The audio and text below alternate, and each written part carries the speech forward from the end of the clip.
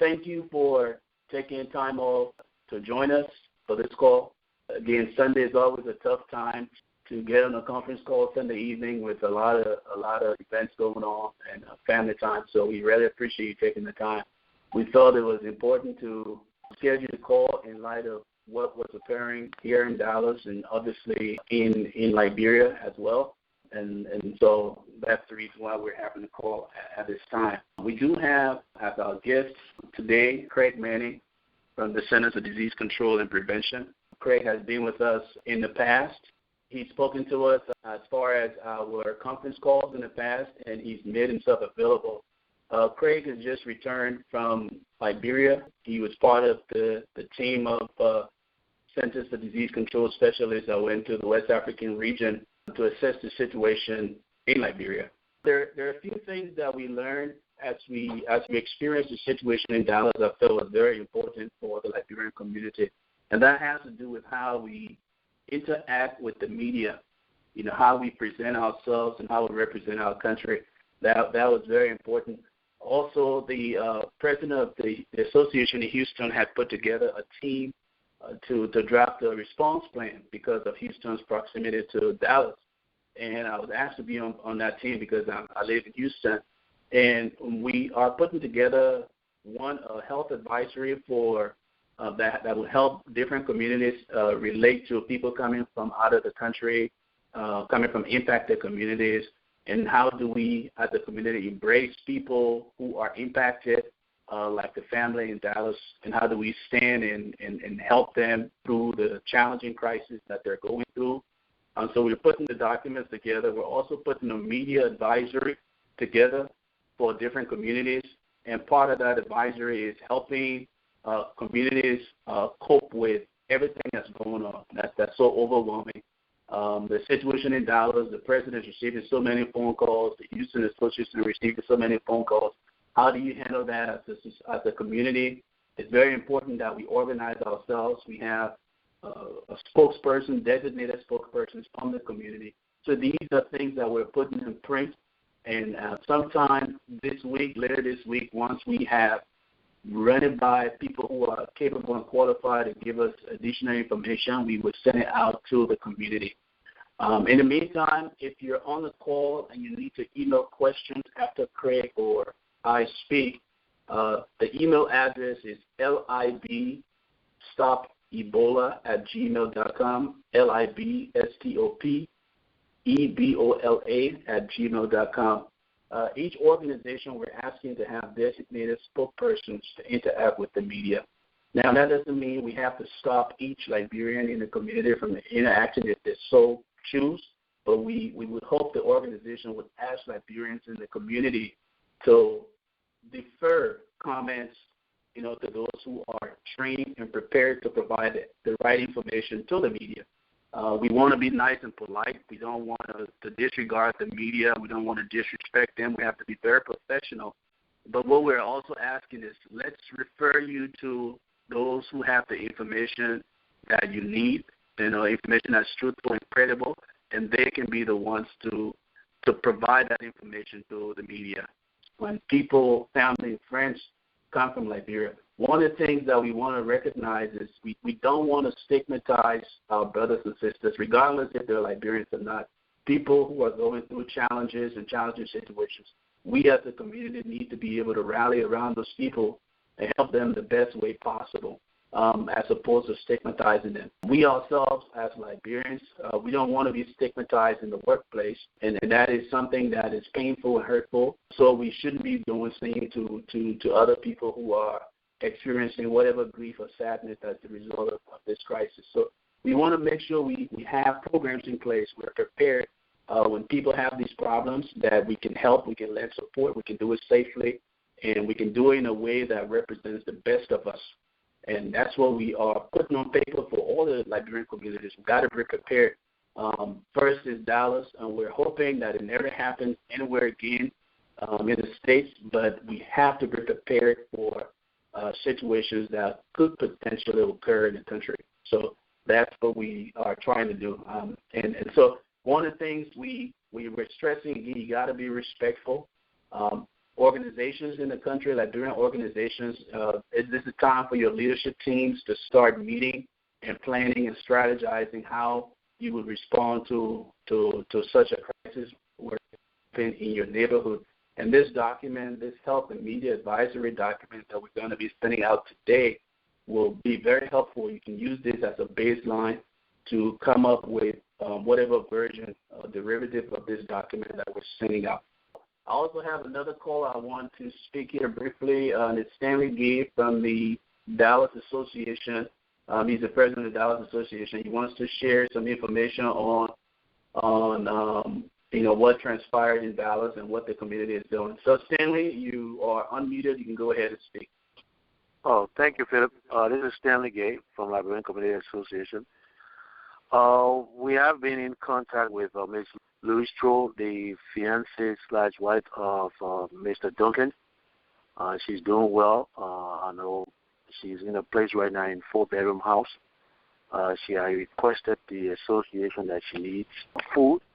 We had just purchased about $400 or $500 worth of food, and we are on our way to meet with the folks that are in contact with them at the Presbyterian Hospital. So I'm going to drop that off as we speak.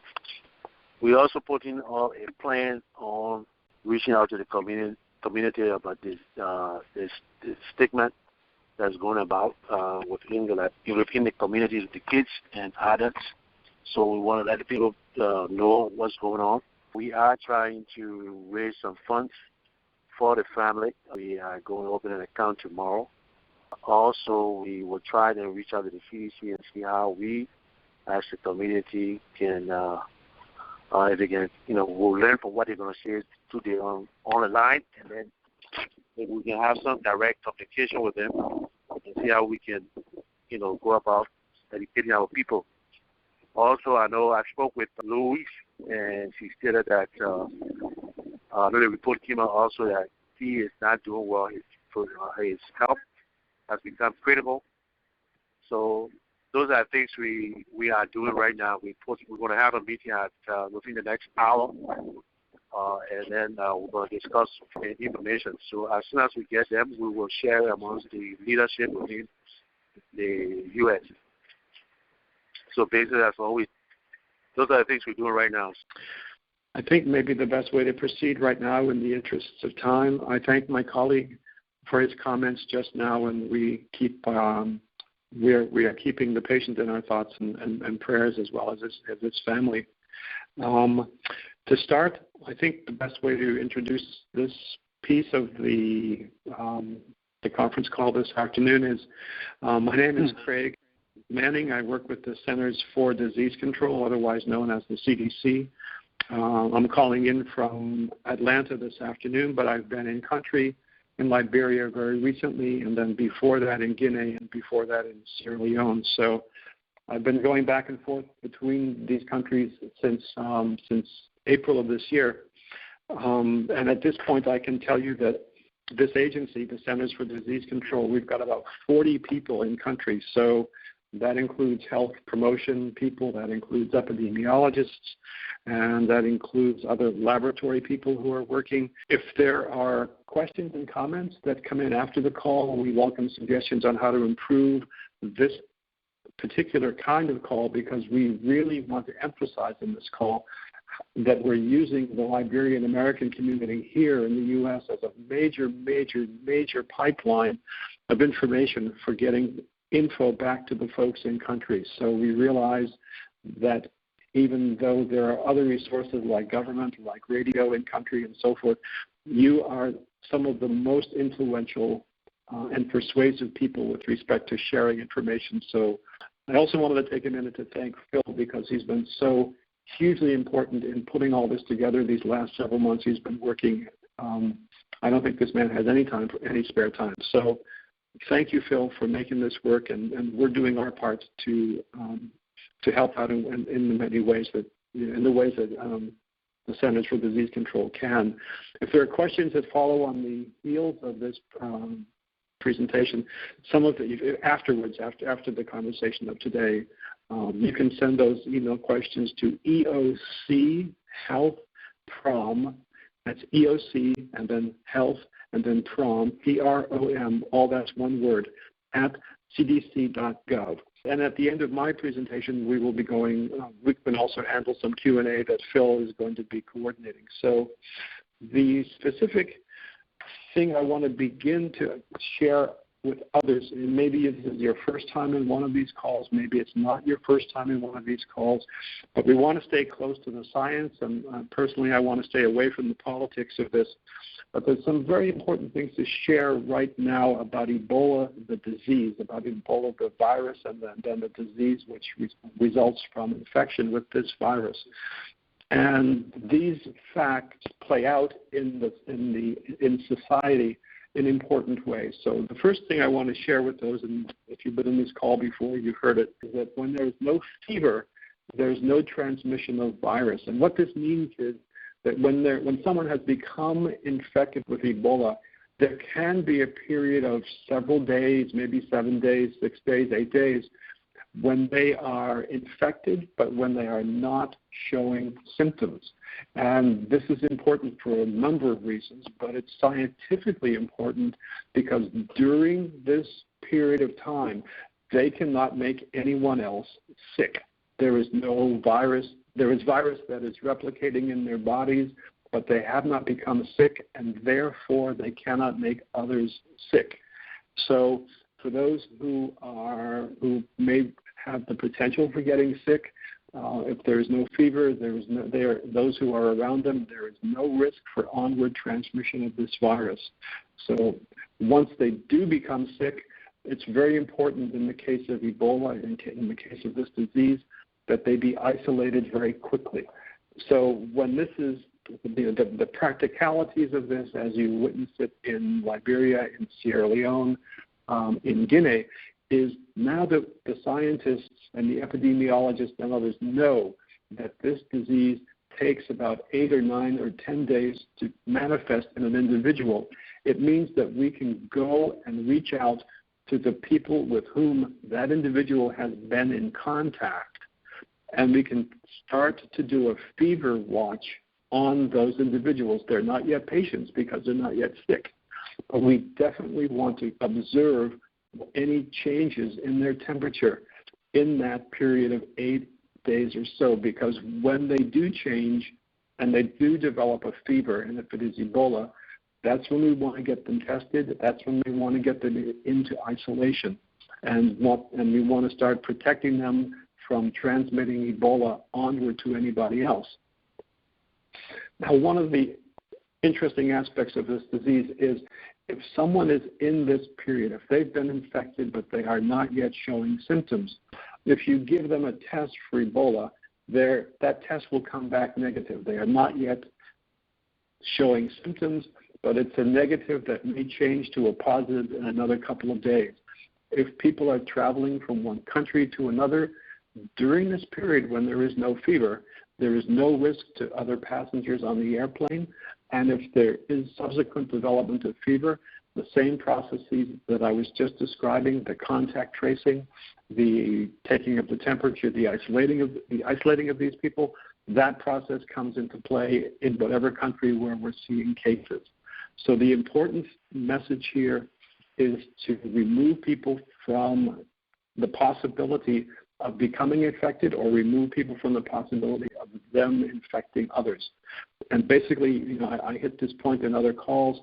I'm talking about something called a chain of transmission, where one person can give it to another. That person gets sick in 7 or 8 or 9 or 10 days. That person can give it onward to another, and another 7 or 8 or 9 or 10 days, and so on and so forth. That's the chain of transmission, and anywhere we can break that through getting a list of those who were the contacts, that's the effort of all the public health authorities, whether it's here in the U.S. or whether it's overseas in West Africa or East Africa. We have a study that someone did in Sierra Leone, and it's reporting out to us that even though all this education has been going on, all this health communication, there are still folks who are feeling negatively about those people who are suspected of having Ebola. In other words, there is still some stigmatization going on, And indeed, maybe 3 out of 4 people would not welcome someone back into their community after a neighbor has recovered from Ebola. And I think we want to start pushing some messages back, and this is where we at CDC would value your help to say to people that when someone has recovered from Ebola, the virus has been cleared from their bodies, and when they test negative, they are not going to be able to subsequently infect anybody. Now, there's a bit of an exception to that in that the men who have recovered, they need to refrain from sex for a period of 3 months or to use a condom because there can be virus in the semen, but that still allows that individual to recover and make full reentry into the community. So there is discussion about using people who have recovered to help those other patients who are now sick, and it's based on the idea that once you have had Ebola, it's likely, although we don't have the scientific evidence to prove this absolutely, it's likely that it's not going to be so easy to get Ebola again. So these people have a special importance, and scientifically it's very interesting, but also socially it has enormous importance because these people have been through some difficult times, and if they have survived, they need to be welcomed back into the community. So from the perspective of helping the community to defend itself, helping the community to prepare itself, helping to reduce the burden of disease in the community, these people who have recovered need to be welcomed back. And I know this is a difficult matter, this whole business of stigmatization, but it's very important to communicate to your colleagues back there, family, friends, etc., about this. So with respect to the recommendation coming from the study, they say to us, address the misconceptions about the disease, clearly spell out how it's transmitted, about what the risks are, using local language, and develop clear messages. And I hope that those messages can be transmitted back home as a source of information for people back home, as a source of information for yourselves that you can then push back to people in country. My personal view is that one of the best sources of information around is the website that we have at the Centers for Disease Control. Probably many of you, most of you have been there already. It keeps changing every day because there's a large number of people who are working on it. It's www.cdc.gov, and then if you really want to get fancy, you can put a / after that and type Ebola. It'll take you right there. The latest messagings, the latest information, the latest case counts, the latest advice, translations of health messages into local languages, guidance for travelers going either from the U.S. to West Africa or from West Africa back here. We're trying to strengthen this. We're trying to build it. We're trying to keep it up to date and make sure this information is moving. But we can't do as good a job of that without you as we can do with your support. Regarding this, how the community in the U.S. can respond in West Africa, in Liberia specifically, one of the places I've been to myself is the call center. And many of you know the GSA location in Monrovia. I think it has since moved from there, but the idea is still the same, that there are about 104, 105 volunteers who are on the phones 24/7 trying to provide information, trying to provide guidance, trying to coordinate transport of patients or transport of dead persons for proper burial and so forth. These poor folks are working a lot of hours. They're not getting much money, if any. So if there is some support that you can reach out and give to them, you can reach out to me for further guidance on what that might be. The idea is that we will need their strength, we will need their capacity, we will need their understanding and their ability to speak in local languages, because there are many things we have planned for the future of this response. And to give you an example of that, we are working 24/7, as I said before, to get these Ebola treatment units or these Ebola treatment centers stood up and functioning and able to open their doors. One in each of the counties, I believe, is the plan, and then several within Monrovia. So as these open up, this is going to be the way we eventually get Ebola to leave West Africa. And we need the bed space. We need the ability of skilled caregivers to provide the care that is needed, the isolation that is needed, the treatment to save as many of these people and prevent them from dying and to prevent them from transmitting Ebola onward to others. So I've spoken about the websites. I've spoken about plans. You remember that bit about no fever, no transmission. I spoke about the call center. The final point I want to make before we open this up to questions and answers is we heard in a meeting a couple of weeks ago the director of CDC speak about the significance and the importance of acting acting as quickly as we can. And I think this is a very apt point, a very important point. Ebola is scary, certainly because the symptoms are so severe. But we really want to emphasize the importance of acting quickly. And different models of disease transmission make projections that sound pretty scary. At the same time, the idea is that if we can work more frequently, I don't know if there were there's only 7 days in the week, and we're working through all of them. But the notion is that we must act fast. So if we can have a meeting today rather than tomorrow, that's okay. If we can have a training tomorrow rather than next week, that's okay. If we can set up a website Tuesday of this week rather than Friday of this week, that's important. And I give those as examples because I think all of us need to get around the idea of moving swiftly. With that remark, I bring my comments to a close. We have Ebola. It's an old bug. It's now in a new place here in the U.S. And I'm sure that with the technology, with the skills, with the motivation, and with the partnerships that we have, we will certainly take this thing down. So with that, I invite Phil to open the floor for comments. Be mindful that I'm not a political expert. I work for the Centers for Disease Control. I'm interested in controlling disease, not in influencing politics. So I welcome questions from the floor. Thank you, Phil. All right, thank you, Craig. The last couple of seconds you were kind of muffled a little bit, so maybe you just need a reposition. Well, I have a comment here from Nancy Machine, I think from Colorado. It's not a question, well, a question and a statement. She's asking us to focus more on West Africa where the problem is, and not only here in the States. And Nancy is saying that she's isolated in Colorado and needs help. Nancy, if you're still listening, email us at libstopebola@gmail.com. I'm not really sure if you've been on the distribution list, but whatever specific help you need, we can start to connect you going forward. I also have a question here from Elizabeth in Dallas.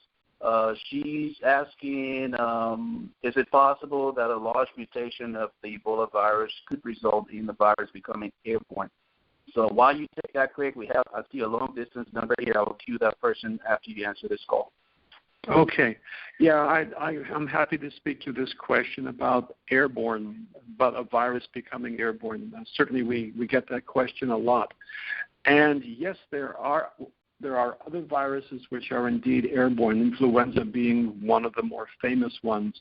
And influenza has been an airborne virus for a really long time. The history of the virus family to which Ebola belongs, and viruses have families just like dogs and people, and plants have families. The virus family to which Ebola belongs, the filoviruses, this is not a family of viruses which are known to mutate and result in viruses in a new virus which can be airborne. The fact of the matter is that all viruses mutate, over time. Some mutate more quickly, some mutate more slowly. That's simply the nature of viruses and all living things with DNA or RNA. The virus, in fact, that we tested in West Africa, we were surprised to learn of there being an Ebola virus in West Africa, but it's the same virus genetically as the one that appeared back in 1977 in the Democratic Republic of Congo. It was called Zaire at that point. And the difference between that virus in Zaire and the virus that is now appearing in West Africa, same family, same name, there's only a 3% genetic difference in terms of the genome of that virus. And it's not so easy to say what exact differences are caused by that 3%. So we see perhaps lower mortalities, more people are surviving, but whether that's due to some other reason or whether it's due to the genetic variation of this virus, it's impossible to say. So the idea that my final point would be for a virus such as Ebola, which has never been an airborne virus, to mutate would be an extraordinarily dramatic and highly, highly unlikely event. That being said, every time we do regularly perform the sequencing of this virus so that we are alert to the fact of any change in its genome in terms of its genetic structure. So thank you, Elizabeth, for your question. We also have a question, Craig, we have a couple questions here, one from Alvin Tarkey. He's calling his emailer from Dallas. And he's asking us these 4 questions. I'm going to try to summarize it here.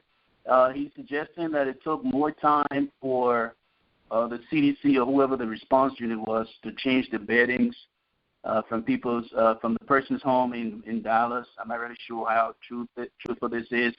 And then it took time to relocate the family to another residence. Asking the ambulance personnel not wearing protective gear, knowing the severity of the patient, and so on and so forth. Is this something you can comment on or not? Oh, yeah. Thank you. I don't have any more information than what I have watched on television. I think it would be a little bit out of my area of expertise. I know the way these responses work for other diseases is that the Centers for Disease Control will work with the local health authorities to try to give some shape and definition to what needs to happen in order to ensure that everybody's safe. Things don't always work as perfectly as we would like, even though there's a lot of rehearsal, a lot of test runs, a lot of practice in these scenarios. So I'm a little hesitant to comment on that, and I apologize for that, but I think in the days ahead, probably the right place to be going for some of that information, apart from the CDC website, will be the website for the Texas State Department of Health. Thank you for that question. Thank you, Craig. We also have an email comment here from Liberia Education Program, and this is specifically to Liberia. It says the LEP is a small U.S. nonprofit organization working in schools. We have trained Ebola master trainers. Question, let's see. How can we get the buckets, bleach, soap, sanitizer, etc. we need to help prevent Ebola from affecting new communities? Are there supplies and materials to share with us, and how can we get those supplies? I don't know, Craig, is something you can connect with, or go ahead. Yeah, I can speak to that. I'm happy to take that question. As many people understand, as part of the process of strengthening the health system for treating Ebola patients, one very important component of this is getting the Ebola treatment units ready. The fact, however, is that it's going to take a little bit more time to get all of the equipment and all of the trained personnel in place to staff those Ebola treatment units.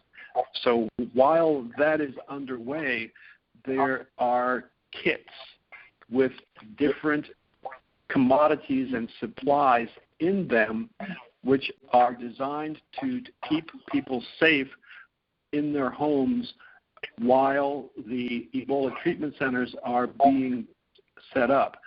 So the idea is that when the ambulance services are ready, when the facilities are open, everybody who is sick should be going for treatment at the Ebola treatment units, or as they're sometimes called, the Ebola treatment centers. So in the meantime, several different organizations are putting together kits with different components like gloves and bleach and garbage bags and so forth. And so I would like to speak further with that person in the Liberia Education Program, and they can reach back to us at that phone number that I gave at the beginning of the program, which was EOC Health Prom at cdc.gov. Again, that's EOC Health Prom at cdc.gov. So thank you for that. Thank you for that question. And that information will be emailed out to everybody. We are recording the program, so we're going to have an audio transcript, and we're going to put together a PDF that we can email out. Once again, if you are not receiving our emails, the email address is libstopebola@gmail.com. You can email us, and we can connect you to Craig or the different resources. From what I gathered from this email from the Liberia Education Project, I think what they're looking for, they're also looking to partner with institutions or organizations here since they're already on the ground providing training. So some of these organizations that are sending supplies and materials, if you want to connect with this group, we can follow the email, and then that collaboration can go on from there. Okay. I also have a question from David Rosen. Is anyone working on developing a serum for treatment of Ebola from the blood of those who have been infected and survived? Greg. Yeah, tough question, and I'm not sure I have the scientific background to answer this except in very, very broad and general terms. I mean, yes, as we all know, there are therapeutics in process. Yes, as we all know, there are candidate vaccines that are part. And yes, historically, there seems to have been there's awareness that using blood serum from recovering Ebola patients is potentially helpful in treating those who are still infected. I believe there are resources on the CDC website that speak to this issue, and I don't want to get beyond my expertise in offering too much information. I can say specifically that with any infectious disease, after the convalescence process gets underway and the virus has been destroyed, the body does retain a memory. There are fragments of virus. There are immunoglobulin proteins in the virus that do provide immunity, and these are what become important when we speak about transfusing from a recovering patient to an ill patient. But I really want to stay on the safe side of that and encourage our listener to go to the CDC website, where there is an ample discussion of the use of the fast tracking of therapeutics and vaccines for treatment of Ebola. So I apologize that I can't answer more definitively on that, but the webpage does a great job of covering that. So thank you, Phil. Thank you, Craig. I know we're trying to tackle both issues. We have a situation here in Dallas as well, so I'm going to piggyback between the questions specific to Liberia as well as here, because I'm getting it on both ends. Before I comment, I will unmute this number I keep saying from Liberia. Whoever it is, you can speak, ask your questions. Your phone number ending in 7949 from Liberia. Yes. Going once? Yeah, hello? Hello? Yeah, go ahead. Are you calling from Liberia?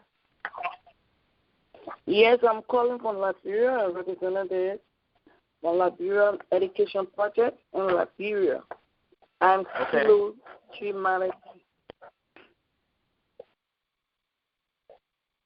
Go ahead. Do you have a question or you have a comment?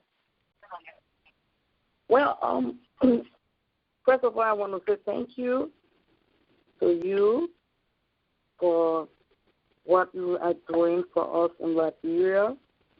It is not easy, but we have to just join hands with you in doing this.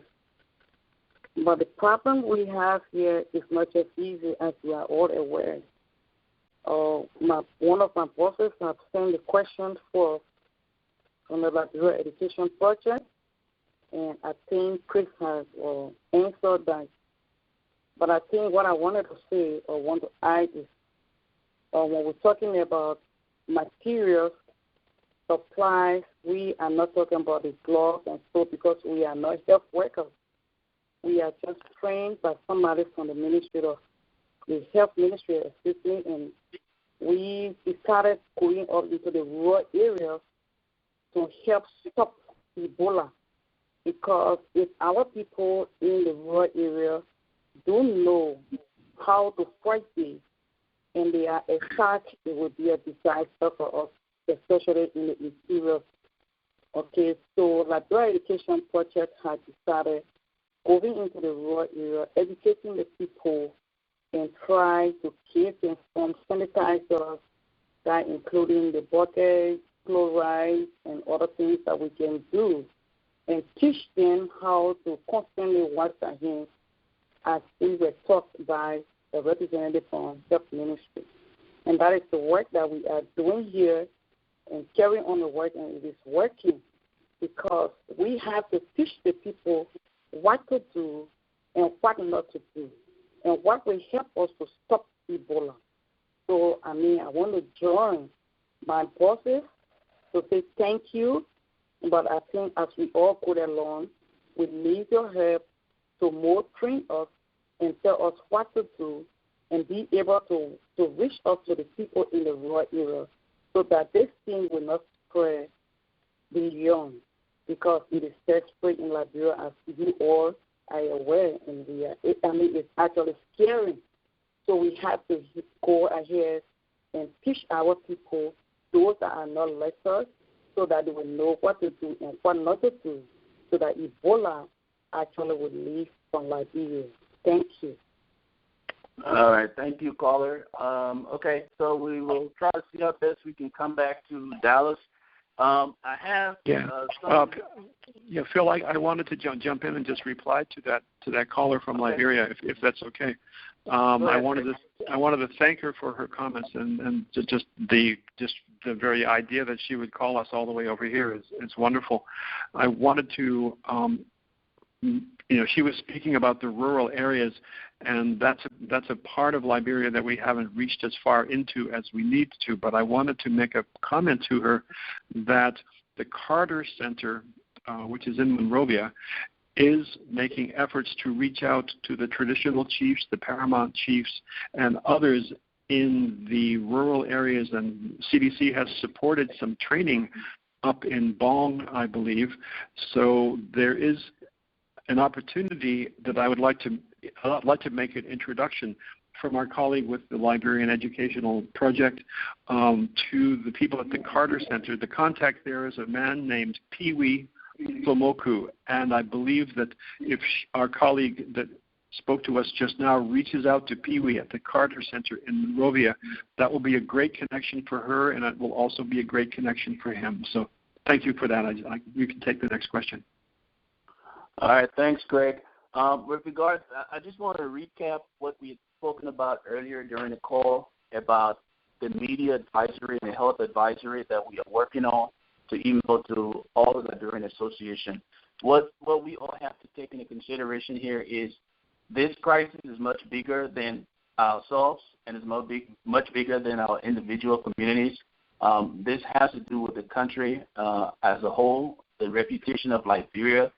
Here in the States, people here may stigmatize the community based on the news they're getting from the media.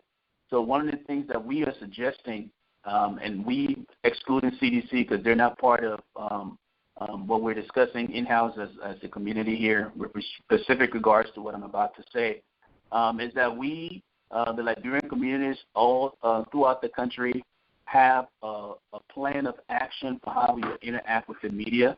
We do not want everybody in the community speaking to the media because it will be giving conflicting information, and some of the information may not be presented in context, and a lot of things that could go wrong as far as the negative perception that the community would have based on individuals going to the media. While we cannot stop or prevent people from speaking to the media, we can advise them from the community level that, we have designated spokespersons who will be speaking to the media. And then each of us can refer the media to those specific spokespersons. And so these are the bullet points that we're going to email out to everybody, including the different community leaders that we have on the mailing list.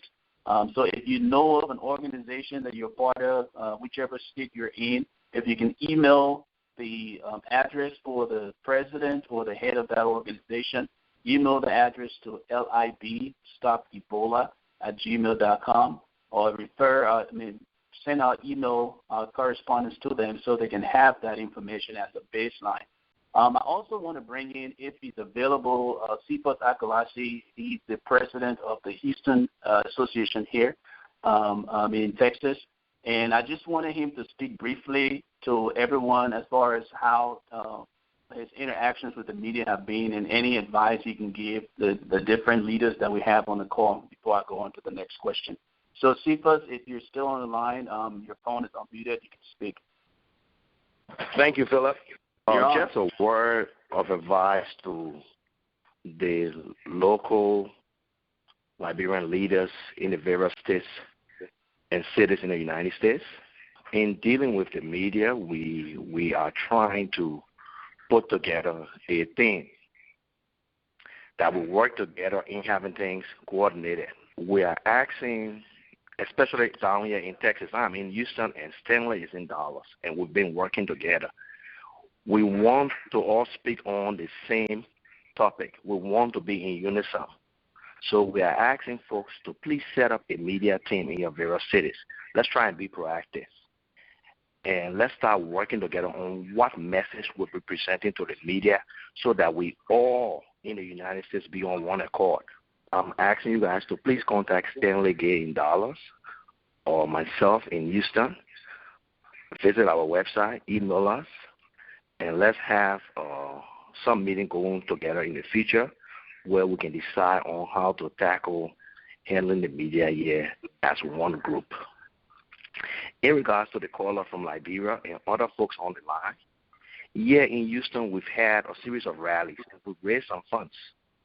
And we are trying to help groups like the Education Project that just spoke in Liberia. So, lady, if you are still on the line, please visit our website, the Liberian Association of Greater Houston.com, or email Philip, the LIB Stop Ebola address he gave you, and send your information, because what we really want to know that this group that we are sending our funds to is legitimate. We are more than willing to help our people, but we want the funds to go in the right hands. We all know the problems in Liberia. So once we can find legitimate organizations on the ground, we will be willing to help them directly. We've already contributed to Medicine Sans Frontières and our Samaritan Purse. We have some funds laying around that we want to give directly to our local groups. So please, if anybody is on the line who has a local legitimate charity, contact us in Houston or Dallas and the other Liberian associations around the United States, and we'll be more than willing to help our people with the little we have. Even if it means $1 here and $1 there, that's what we do. So my final message to everybody in dealing with the media, let's meet. Stanley will be sending an email out through Philip to the various Liberian associations, and we'll try and be proactive in tackling the media with one message. And with the folks on the ground, please identify local charities that are legitimate, and we're glad they help you guys with the little that you have. Thank you very much, Philip. Thank you. And Chris, before I bring you online, I want to make a couple comments. if you want to contact anybody on the call, there are lots of email addresses, and I know it's confusing. Just email this account, libstopebola@gmail.com. This email address will put you in contact with whoever you need to speak with or connect with. That's the whole purpose of it, and it's worked in the past for a lot of different collaborations. So call up from Liberia. I don't know how you got the call-in number, but the email address is libstopebola@gmail.com, and then we can connect you with the association in Houston. Also, with regards to the media message that Cephas has mentioned, I did reach out to someone who had worked with the Washington Post.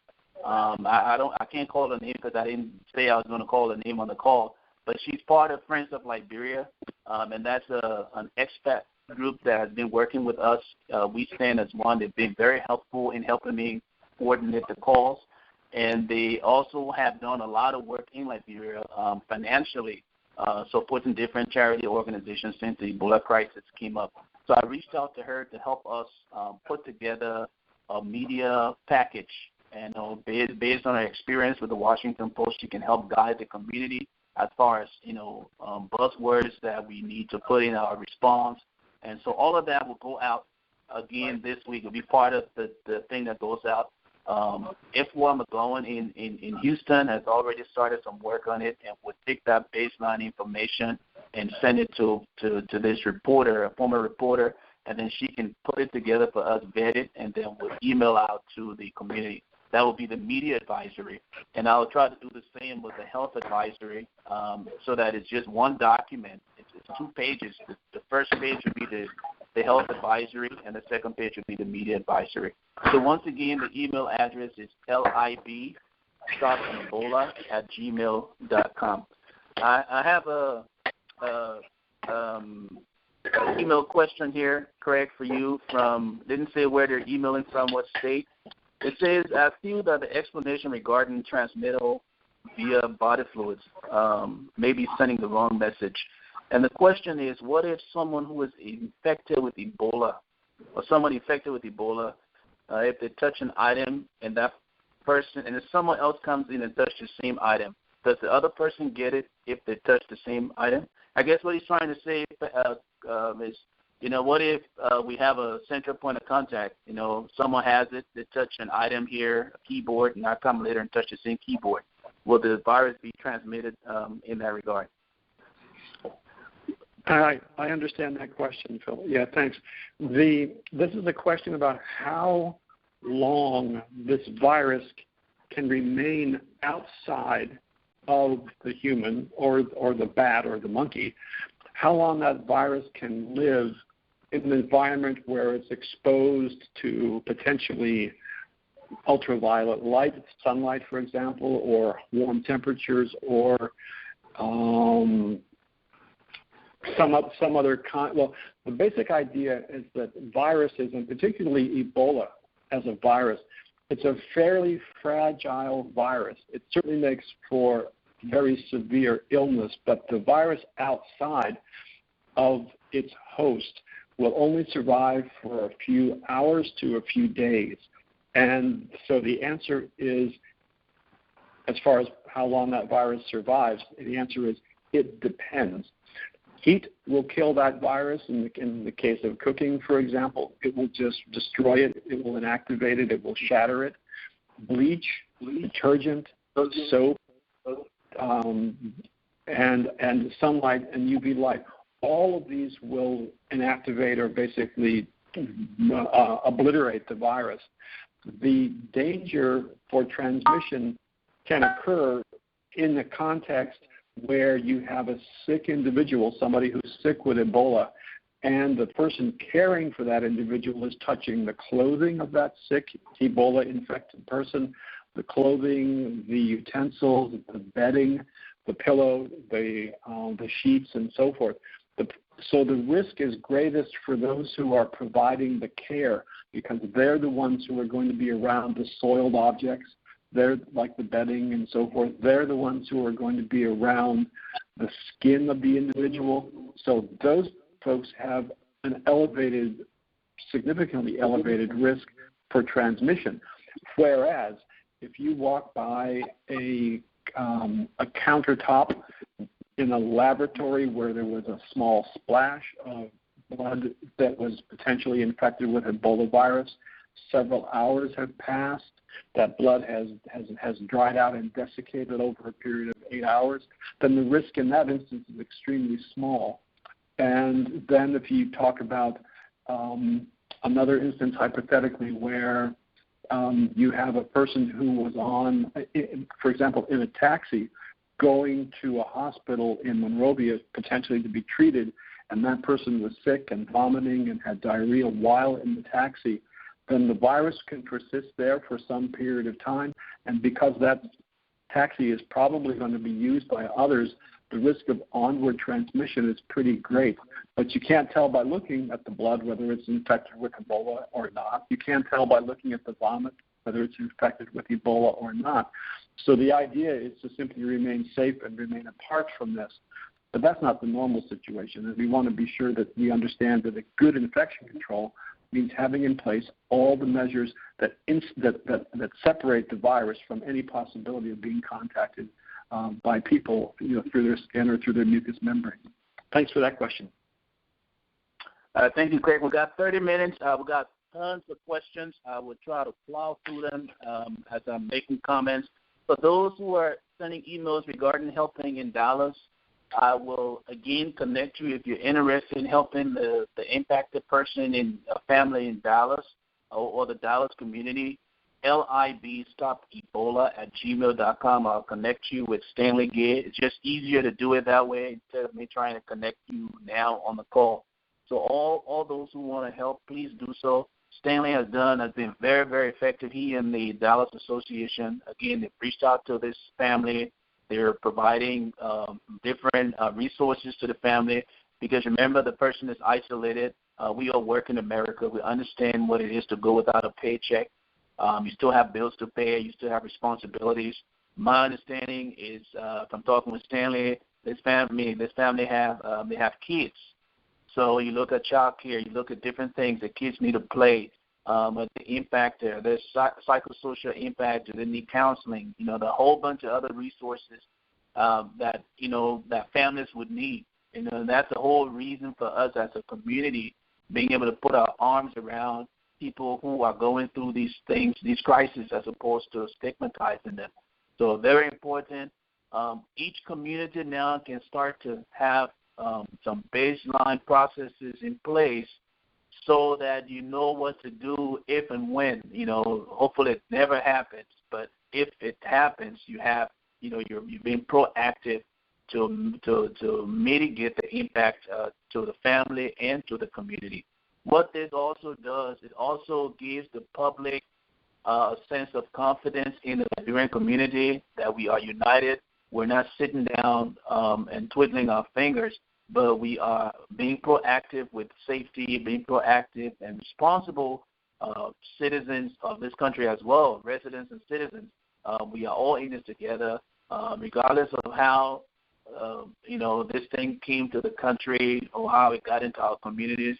We can, take off our political hat, I'm accustomed to saying, and put on the humanitarian hat, because we can't go political and solve this problem. We got to go humanitarian. So, again, we have lots of information that hopefully by Friday we're going to commit to sending to you. My request, again, if you're in a different state and you have an organization that you haven't heard from in terms of the Liberian organization, reach out to them and plug them into our email database, libstopebola@gmail.com, so we can all start to pull together. This is not an organization. We stand as one. It's not an organization. It's us here in the call. We don't control what you do in your community. All we're doing is try to bring all those different actions together so we know where we can learn. Like in this case, we're learning a lot of things from Stanley and from what CPUS is going through in Houston as well. And so instead of reinventing the wheel, we can just plug into what they've already done, modify it a little bit, and then we have a plan. So that's what we want to accomplish, and we hope you can help us by sending us your email address or email addresses for Liberian organizations around the country. Okay, so we have an email here from Crystal Harding. I don't know where she's calling from, but she says, can prospective passengers regularly get tested anywhere from 7 to 21 days, 1 to 3 weeks before departure at specific facilities? I guess what she's speaking towards is, and the folks leaving Liberia, Craig, do you have any idea as far as the safety precautions that's taken there before they can board a plane? I can certainly speak to that, to Crystal's question, because I was just in Liberia myself about 3 weeks ago. So when you arrive at the airport, there are two things that are different for departing passengers. And the first of these is as you travel along the outside of the airport building with your suitcase, you get in line, and there are several people who will greet you with the little thermometer that they point at your head, and they will do a temperature check, and usually they show you on the back of their little thermometer what your actual body temperature is. So there's no fooling that if you have to go through that. And the second thing that will happen is there's a form that needs to be filled out that establishes very clearly if you are an individual who is at risk. In other words, if you were touching someone who was sick with Ebola, or you were providing clinical care to people who have Ebola, that form requires you to state yes or no, and then you sign it and you date it, and that form is numbered. And so there's a record kept, as we all know by now from the news reports, there's a record kept of your transaction with that group as you are on your way to get your plane ticket, to get your boarding pass, and on your way to pass through security. Thank you. All right. Thank you, Craig. And I have 8 questions. I'm actually going to pick one out of the 8 from Daniel. This is Dr. Dan Cardwell and Emma Sirleaf. Let's send a host of questions here. Are contaminated areas marked unsafe for Liberian local Liberians? And Craig, I'm going to ask a few, and then you can just pick. They're asking about money that's on those who have passed away, wet money, if it's isolated and sanitized, and they're also asking about distinguishing between Ebola and malaria. Can you speak to those? I can speak to the difference between Ebola and malaria. I'll take that first, and then it sounded, although the connection was a little bit problematic, it sounded like there was a question about Ebola and Ebola's being potentially on money.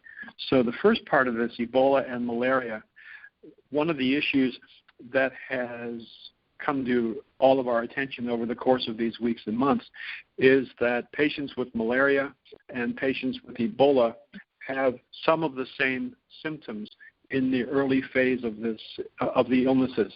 So typically with malaria and with typhoid as well, you can have fever, diarrhea, and vomiting. This is also true in the case of Ebola, fever, diarrhea, and vomiting. As time passes, there becomes a little bit of a differentiation between the symptoms of malaria and the symptoms of Ebola. And also, if we speak from the perspective of an epidemiologist, someone who actually studies outbreaks among large populations, you can see a different pattern for malaria relative to a pattern for Ebola. What you'll see in Ebola with respect to transmitting from one person to the next, you'll see that Ebola occurs in families and those who are living in close quarters with one another.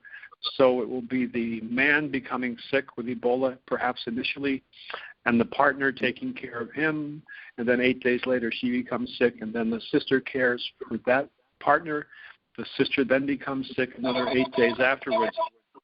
That particular pattern of transmission within those who have close contact with one another is very different from the pattern that you see among those who have malaria, where the mosquito may travel from one part of the village to another, and where cases are distributed in a different way spatially.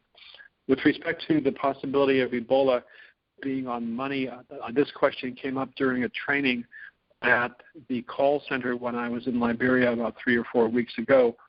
someone whose father had just died. There was money in the father's pocket, and the son wanted to remove some of that money in order to be able to pay for the funeral expenses associated with the passing of the father. It's a rather tragic situation.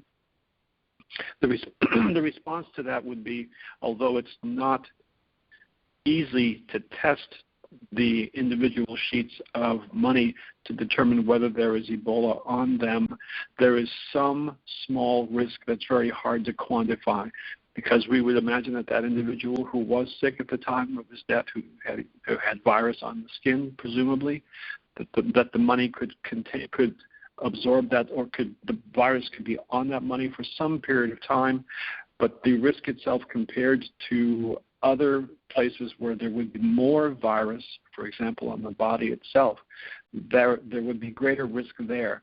So I would emphasize that while there is some small, difficult to quantify risk with respect to money and clothing, the significant risk for transmission is with those who are sick with Ebola, and then those who have died.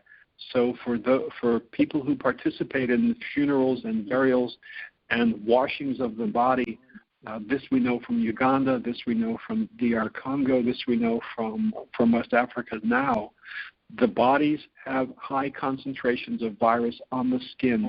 And when people engage in the washing activity, that's unfortunately a perfect opportunity for the virus to transmit.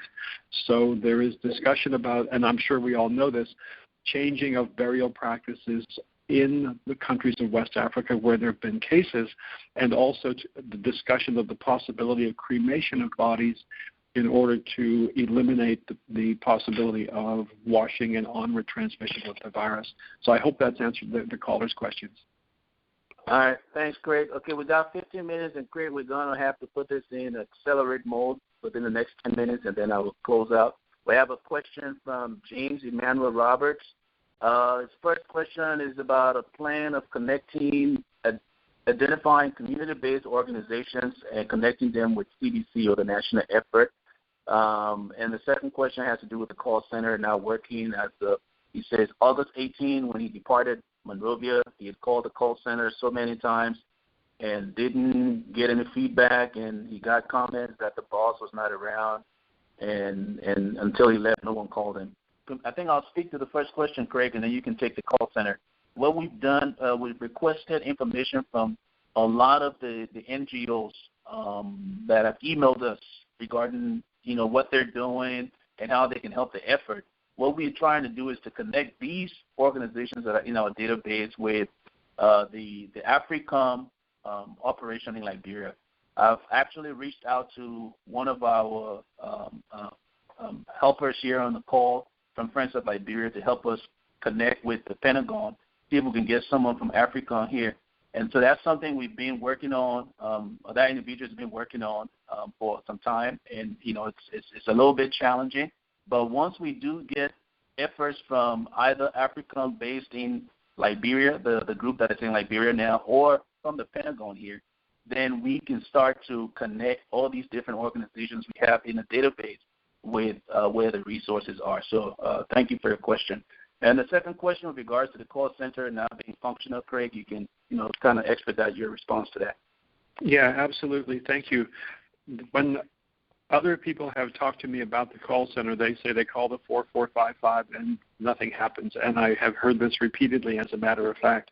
The call center people are they're almost traumatized at this point, because they will receive a call asking for help to come out for their sick relative or for their dead relative, and it takes 3 or 4 or 5 days before there's an ambulance. So when I was opening up the meeting with my comments earlier, I said that one of the most important places to put resources and to put support is this call center, because they are overwhelmed with the amount of difficult challenges that they are faced with. One thing they very definitely need is laptops in order to be keeping track of the data that's coming in, whether it's from the phone numbers of individuals who are calling, the locations where they are, the description of the problem that they're being asked to handle. So we've got to do a better job with the call center because we're going to be asking more of them. But I thank the caller for that reminder. All right, thank you, Craig. We have a question from Verlin Stone. I can't find the person from Liberia. They would have been a good person to answer this question. But he's asking, Craig, maybe from your experience, which of these products are in Liberia that people could purchase in Liberia? Chlorine, bleach, alcohol, hand sanitizer, gloves, hazmat suits, body bags and thermometers, infrared or simple glass. Are any of these in Liberia for sale, or they all have to come from outside the country? The only thing I have seen regularly around town that is available is chlorine, and I've also heard that there is some chlorine that is of inferior quality. I don't have any firsthand evidence to confirm or refute that, but the other items that are all part of the personal protective equipment, for example, the gloves and all of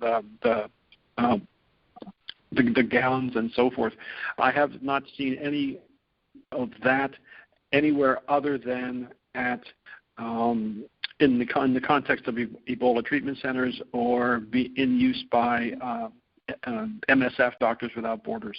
So I do know that body bags and other items are being shipped into the country in preparation for the opening of the Ebola treatment units and for the community care centers. But so far, I believe that those goods are building up and are in storage, but are only being deployed in small quantities. However, those quantities will increase as the Ebola treatment centers open in the counties and in Monrovia. All right, thank you, Craig. We have a question here from Sacramento, California. It says, let's see, they're asking, is it too much to ask for passengers to check in periodically before they depart from foreign countries? So I guess a series of tests before someone can leave, like Liberia or those impacted countries.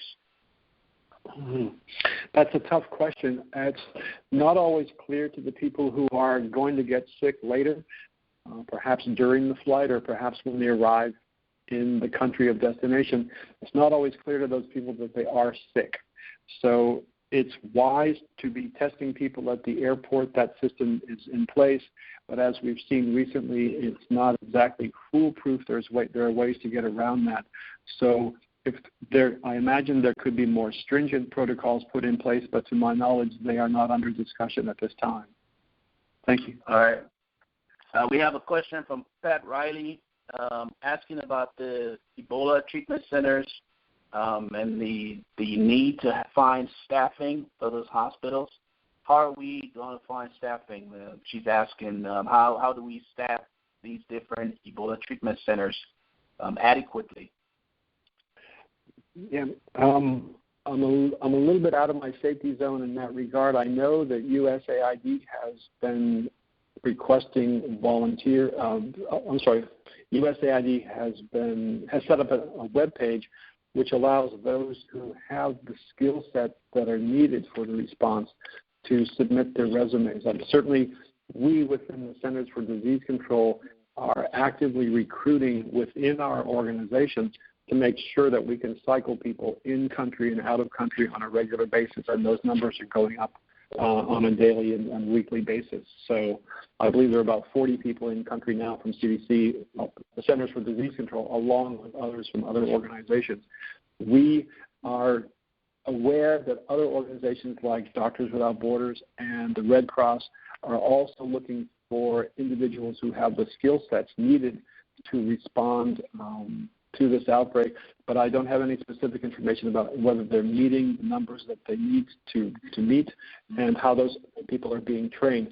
I do know that CDC is hosting a training event this coming week, I believe in coordination with others, whereby those who will be working in the clinical management and clinical care of patients are going to be trained very specifically in how to do that safely. That training is going to be here in the U.S., and presumably those people are going to be deployed in country when they have successfully completed that training. All right, thank you, Craig. We had another question about the specific role of the CDC 40-man team from Mary in Florida, but I guess you probably alluded to that here.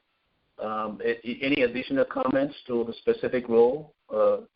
That's her question. The 40-man team in Liberia, what's the specific role for CDC? Yeah, I mean, I can speak to the composition of the teams if that's what I'm hearing. I mean, there's definitely leadership involved at the highest levels of CDC. This is very much a national matter. I mean, President Obama was down in Atlanta meeting with us at CDC the week before last. So there's a leadership team in place in Liberia from CDC.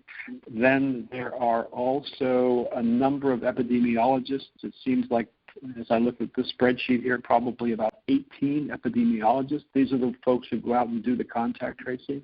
They do a lot of training. They do a lot of health education, health promotion. There's another 12 or so people at this time, I believe, who are engaged in what we call infection control, which is making sure that the work in the hospitals can be conducted safely without further putting patients or staff at risk. There's another 9 or so people who are working on the health communications, health promotion side, more or less as I am. And then another half a dozen people or so who are involved in the screening procedures that the airports are putting in place to get the people at the airports trained up in how to do exit screening properly.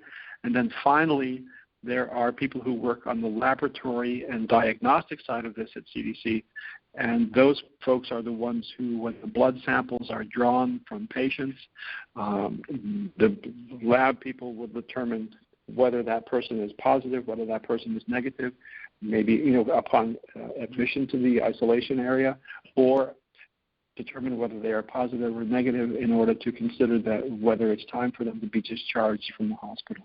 So thank you for that question. There's a lot of us in country right now. All right, thank you, Craig. We've got 8 minutes, and we have a question here from Dov Presnell. It kind of segues into a question I wanted to ask personally. But Dov is asking, what, if any, systematic strategy has been put in place to support Ebola care at the community level in anticipation of increasing levels of infection? Yeah, I understand that question. It's an important question. So the plan right now is based upon the realities on the ground. The reality on the ground is that Ebola treatment centers, some of them are open, many more need to be built, especially out in the counties. And when they are built, they need to be staffed, and when they are staffed, the staff needs to be trained, and when they also need to have the necessary supplies. So at the community level, until the Ebola treatment centers are open, the plan is to go with what are called community care centers or Ebola care centers. And these are smaller, I would not call them hospitals, I would not call them clinics. These are places where there are community members and family members who have been trained, who are able to take care of those who are sick in the community until such time as those people can be transported to the newly opened hospitals.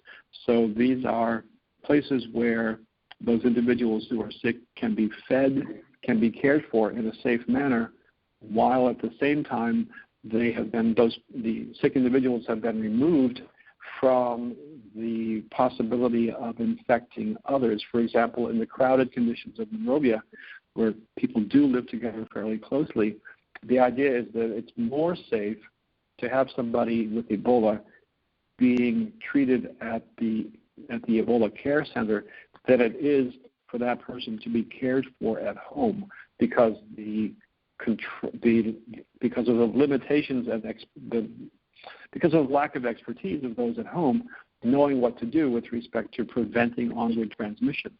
So as an interim situation until the Ebola treatment centers are running and up and operational and functioning, this is a plan that is less than perfect, but it's a plan that will limit. It is believed it will limit onward transmission. Thanks. All right, thanks, Craig. Before I ask my question, I'll take one last question from this person, Rosaline Shelstad from Tennessee. Is it possible to have the CDC keep keep all people for 21 to 30 days while entering the country, and then after that time, let them go. So like a quarantine, so to speak. I understand the question, and it's in the view of CDC, as I understand it, it is not necessary to do that. It basically, it is true that people who are infected but not yet showing symptoms, that these people can pass through customs when they enter the U.S., but the idea to detain them for 21 days in order to see whether they become febrile, become sick, it doesn't seem to be something that can be done in a practical way. And so there may be discussions underway on this, but I have not heard any, and I don't want to delve more deeply into it, but because I simply don't have the knowledge. But as a practice, it doesn't seem to be something that will necessarily diminish risk as readily as will be good. Will be those people just coming in the country, making sure that if and when they do get sick, that they seek care quickly. Thank you, Craig. We had the same question from Sassy Baker. Thank you. So my question, Craig, personally, I've reached out to the U.S. Embassy on this issue, and I still haven't gotten feedback. There are lots of local communities on the ground in Liberia that are trying to help. And I think one of the other callers from Liberia emphasized the same thing. I've received a lot of emails, and I've connected with the embassy, and I'm told that UNICEF will be providing training. But there's this disconnect between the local effort on the ground in Liberia and the larger effort in terms of the international community. So I don't see that connection. So I don't know if CDC is trying to fill that gap and connect the local organizations with the bigger, because in every research that I've done defeating Ebola in past countries like the Democratic Republic of Congo, the success came from the local community, came from the local opinion leaders, those in the community reaching out to their people. And I don't really see that connection between the larger organizations that are going to Liberia and the smaller organizations. So that's where people like AFRICOM would need to be connected with some of these local groups. So I don't know if you can comment on that, and then we can try to wrap up. Yeah, I take that question very, very seriously. We have a lot of work to do, all of us. We need to, and we on the international responder side of this need to do a better job of reaching out into the community of local NGOs, into the community of local responders, and we're starting to see good things happen along those lines. As I was saying a short time ago, one of the organizations that our group from CDC, the Health Communications people, affiliated themselves with was folks from the Carter Center. And yes, I mean, the Carter Center is another big organization, but they also have a huge footprint across all of Liberia. So that means that when we want to reach out to the paramount chiefs and the other structures of governance within Liberia, we are starting to gain ground in doing that. There's a lot more to do with respect to that, but ultimately we need to be engaged with the NGOs. We need to be writing contracts with them for funding of certain activities, because we simply don't have the capacity in terms of personnel at CDC to put 100 different people in each of the counties of Liberia. We will be depending upon the local radio. We'll be depending upon radio to do that. We'll be depending upon NGOs to do that. And anyone who steps forward to extend an arm to us, we will certainly be eager to reach out and support that. But there is a place for those folks who have the healthcare volunteers in Liberia to come forward and work with us. And I know UNICEF is actively engaged in that. I think really what's hard to see is how much is going on behind the scenes, how much is going on at a level that we just don't see it. And I'm aware, of course, of the bigger meetings that are going on, and to a degree I'm aware when a major training goes on of like community health volunteers, or when we reach out through the Carter Center to the traditional chiefs. That stuff is going on. I think I've probably not done as good a job of presenting that as I need to, but I'm very clear that is part of the way we must engage in order to bring this Ebola to a halt. So thank you for that question. Okay, so Craig, will it help if I send you at some point in time a list of different organizations? How do you want us to provide it? Because we have them. We solicited information from a lot of Liberian organizations here in Liberia who have sent us requests for collaboration with some of these large NGOs, and I've been trying to fish that to different groups, but I haven't really broken through to any, and they're offering their services, and, yes. So I don't know if it's something I can provide you at some point in time. Yeah, I think that's the right way to begin. I will take it from you when I've got it, and I will take a look at it and share it, and make sure that those people who I'm training when they for deployment when they go in country, that they have this in their back pocket when they go in, because they are eager to reach out. We go after the familiar organizations that we know from how we engage typically in the U.S. in the course of an outbreak, but it would be wonderful to have the level of detail that you're suggesting is there, and that will give us better eyes on how to operate in country. So, yeah, I'd like to take a look at it. All right, thank you, Craig. And Craig, thank you very much again. I know it's a weekend. You're taking time off your schedule, as always, to come and speak to the community. We really appreciate it. Thank you very much, and thank you to your colleagues at the Centers for Disease Control that have been very supportive of what you're doing. And so we really, really very appreciate it. What I would want to suggest to everyone on the call, if you have ideas that we can use to advance this call in terms of bringing different expert knowledge as well, Craig and I discussed it. He felt that it would be an important thing to do.